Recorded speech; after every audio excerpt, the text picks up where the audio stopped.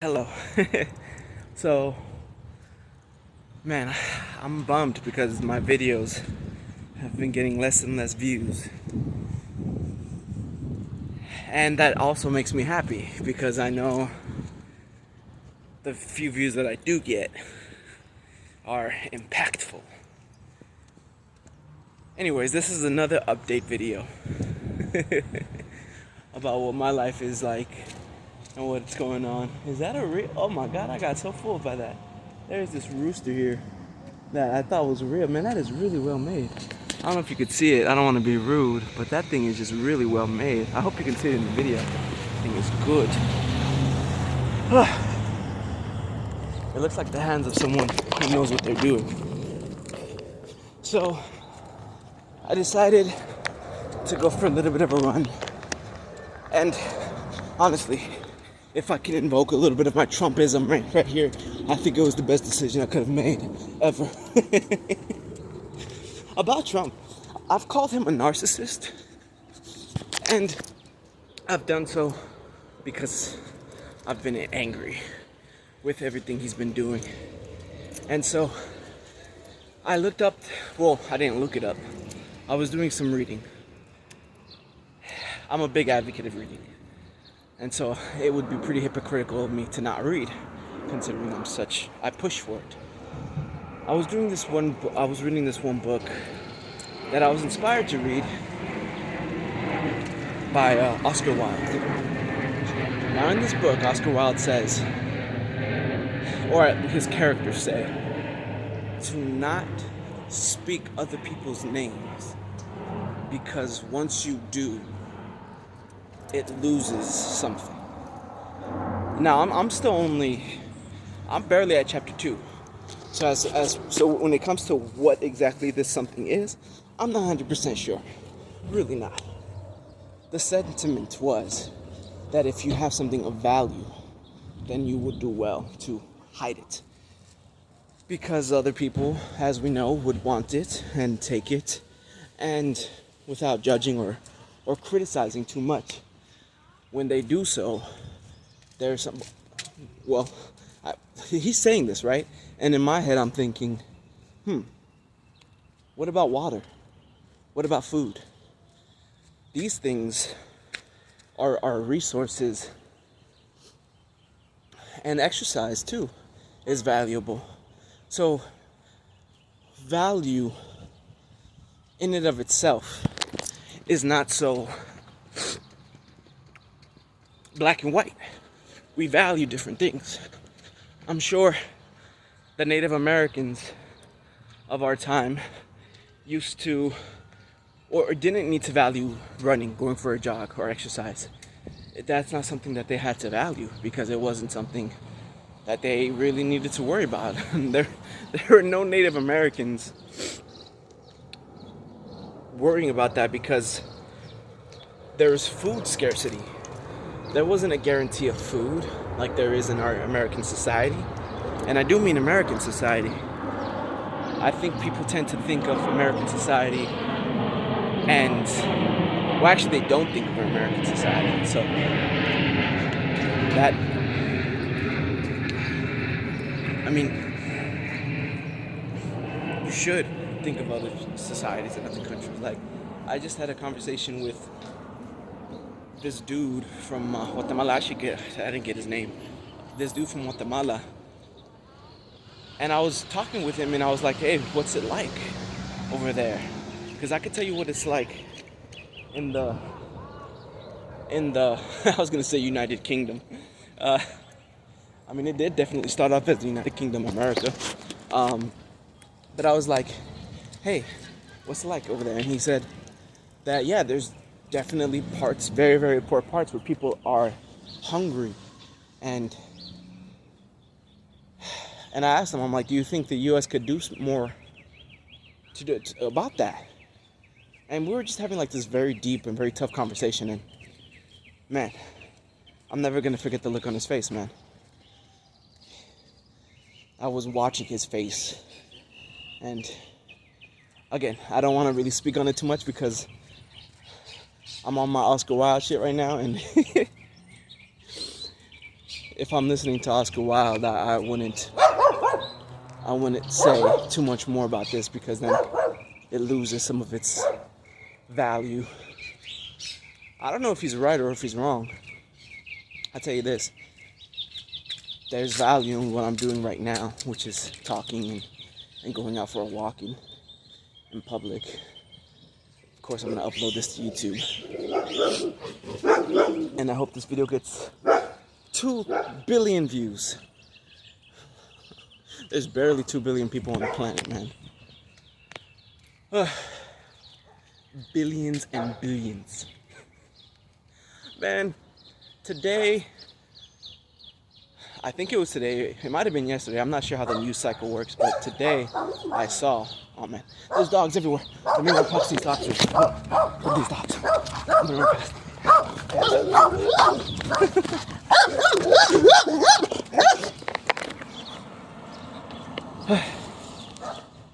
So on the news, Zelensky and Trump didn't sign the deal. And Trump was saying all kinds of crazy stuff. And so there's no deal. There's no deal happening. And I don't know how to feel about that, because there are some people who believe that this deal was good, that this deal was fair. I'm gonna walk in the alley, because there's that street right there gets a lot of cars. And I'm enjoying the walk. It's nice and quiet right now, so I'm gonna go through this alley real quick and then come back. But then I'm over here thinking, like, okay, let's look at this deal, right? From what the news reports about this deal, it's 2 things. It's very, very vague, number 1. And then number 2, what we do know about the deal is that it has something, or perhaps everything, to do with the minerals that Ukraine possibly has. Because I guess they aren't even sure it's there for real.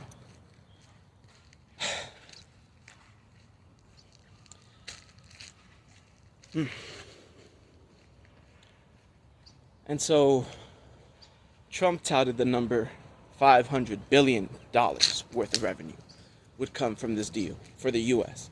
And then somehow that benefits the Ukraine. Somehow.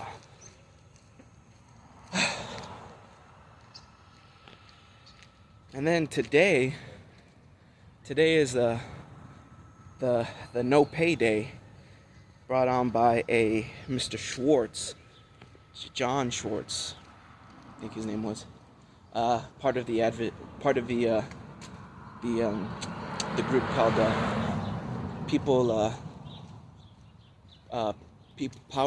People Power USA or something like that, out of Chicago. So I looked into that a little bit. I might have signed up for some emails to be sent my way, because shout outs to ABC 7 News, because I was able to find some resources through their website and through their journaling.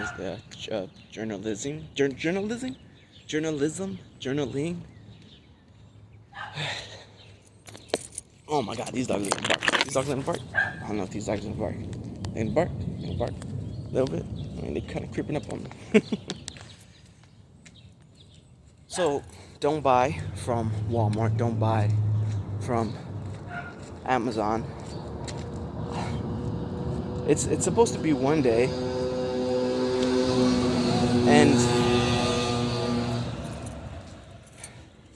and there are people who are focused on what it won't accomplish.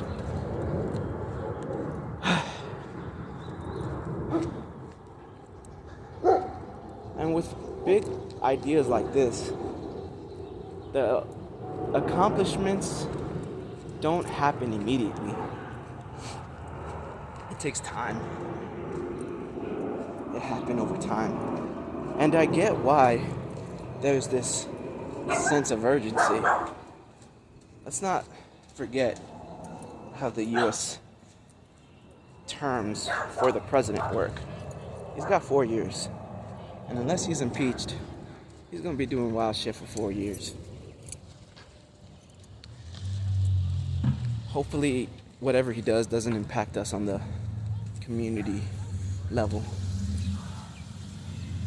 That I'm not 100% sure of. The impact of another Trump presidency. I mean, we've already seen an impact. I'm not saying that there isn't any impact. I'm giving hope. When stuff like this happens quickly, it usually means it's weak.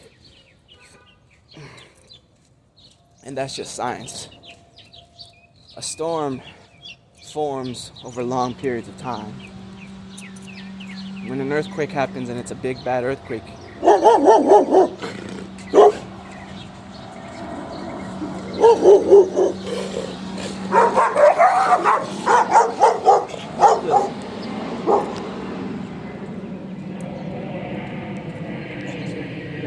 the most devastating earthquakes are the ones that last, right? The ones that are happening over longer than 2 or 4 seconds. So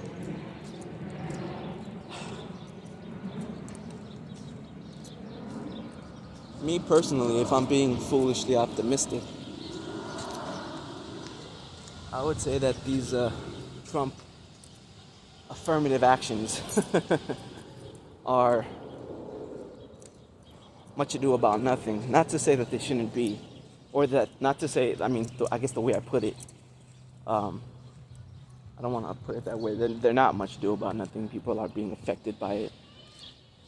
A lot of people are being affected by it. And like, I tend to direct my frustration and my anger towards the everyday person. The person who just is content to be content. Like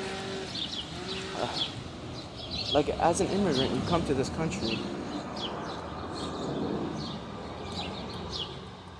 because you're escaping, you're running to, you have dreams to build. I take issue with people, and this isn't just specifically one person. It's a group of people that feel this way. They just come here or are born here, and they're just like, I'm just gonna work a job, make enough, and be content. Okay. Thank you, activists and civil rights leaders that have made it possible for you to be able to be that lazy, which there are so many people that fought for you to be able to do that, and then you elect Trump. Just doesn't make any sense. It's a symptom. It's a symptom of mental illness to go against yourself that badly. Because voting for Trump was a vote against your own interests.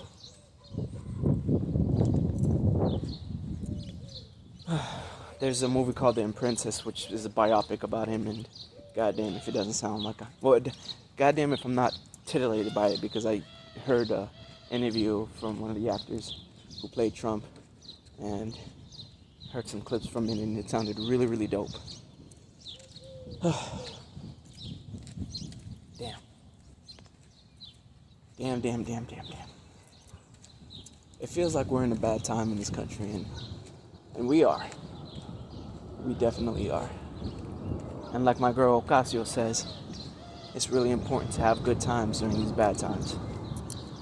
Really important. So, with that being said, I'm back home. Or I'm not back home. Well, I mean, this is my home, technically. I mean, yeah, sometimes people drive real wild on these streets.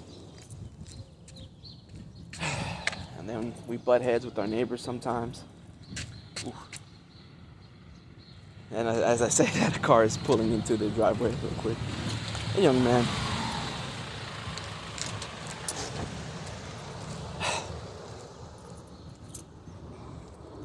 Having conversations is what I do. That's how I connect with people. And instead of getting angry, instead of getting angry and going nowhere with my anger, I need to channel it. And I have ways of doing that.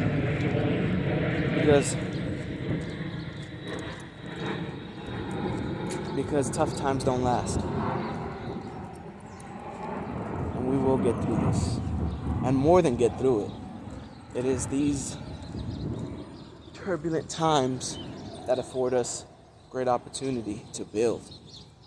Whereas Trump is over here tearing down.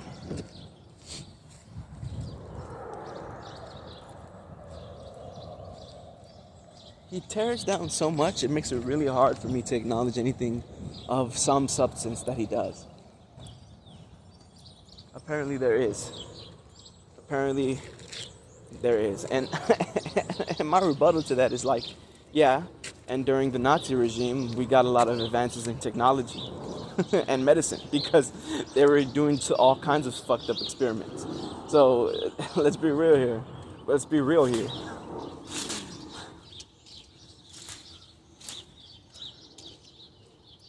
And I'm not even a specialist on the Nazi regime. I need to take a visit to the Museum of the Museum of Tolerance, and maybe the Museum of Natural History too. Check out their stuff. Let me do my stuff. Shout out to Kendrick. Man, I would like to meet him one day and talk with him for real, because I feel like that brother is deep. My doggies. They don't even aware of the camera. They're like, what's a camera? We don't even know what this is you're holding. You're just another person. Stupid dogs. Stupid dogs. Stupid dogs with stupid emotions. Stupid humans with stupid emotions.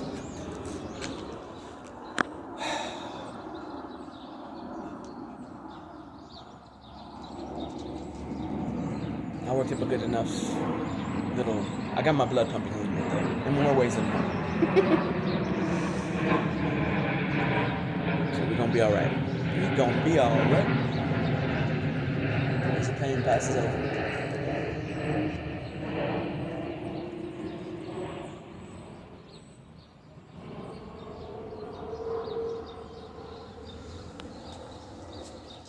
Tough times.